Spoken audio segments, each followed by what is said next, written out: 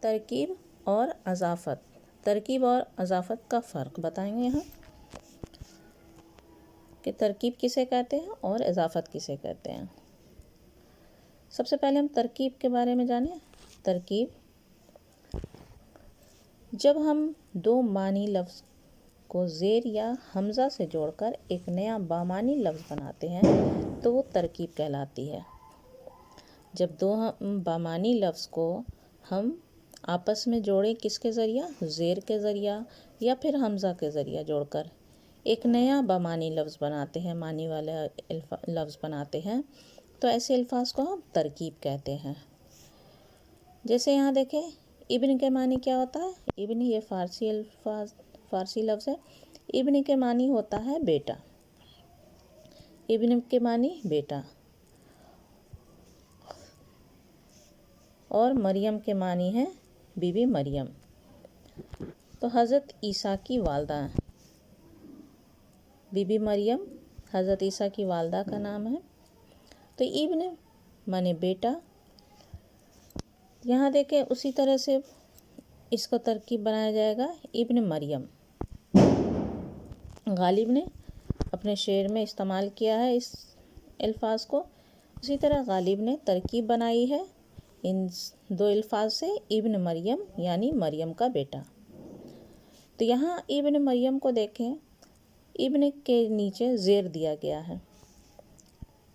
تو جس سے جوڑا جاتا ہے اسے ہی دو بامعنی لفظ کو ہم زیر یا حمزہ سے جوڑ کر جب ہم نیا بامعنی لفظ بناتے ہیں، معنی دار الفاظ بناتے ہیں، تو وہ ترکیب کہلاتی ہے، جیسے ابن مریم۔ اسی طرح جیسے دیکھیں یہاں پر صبح بنارس یعنی بنارس کی صبح، شام اودھ، اس میں بھی نیچے زیر دیا گیا، اودھ کی شام۔ جلوہ خدا، جلوہ خدا میں دیکھیں حمزہ کے ذریعہ جوڑا گیا ہے دو الفاظ کو، خدا کا جلوہ۔ کوہ طور کو ہم یہاں نیچے زیر کے ذریعہ جوڑا ہے۔ تو ایسے الفاظ یہ ترکیب کہلائے۔ اب اضافت کسے کہتے ہیں؟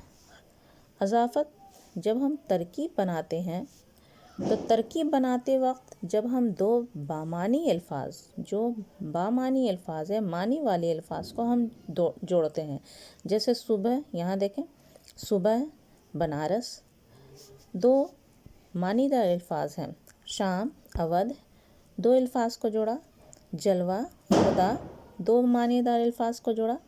تو جب ترکیب بناتے وقت ہم دو بامعنی الفاظ کو ہم جوڑتے ہیں اور جس کے ذریعہ جوڑتے ہیں، ہم یہاں پر صبح بنارس کو زیر کے ذریعہ جوڑا، شام اودھ زیر کے ذریعہ جوڑا، جلوہ خدا کو حمزہ کے ذریعہ جوڑا۔ تو جب ہم ترکیب بناتے ہیں اور اس ترکیب کو بناتے وقت جب ہم دو بامعنی الفاظ کو زیر یا پھر حمزہ سے جوڑتے ہیں، یہاں پڑھایا گیا ترکیب میں کہ الفاظ کو ہم زیر یا پھر حمزہ کے ذریعہ جوڑا، اسے صبح بنارس شام اودھ یہ زیر کے ذریعہ جوڑا گیا، جلوہ خدا کو حمزہ کے ذریعہ جوڑا گیا۔ تو جس کے ذریعہ جوڑا جاتا ہے، زیر یا حمزہ سے جوڑتے ہیں، تو یہ زیر یا پھر حمزہ یہ اضافت کہلاتے ہیں۔ زیر اور حمزہ یہی اضافت کہلائیں گے۔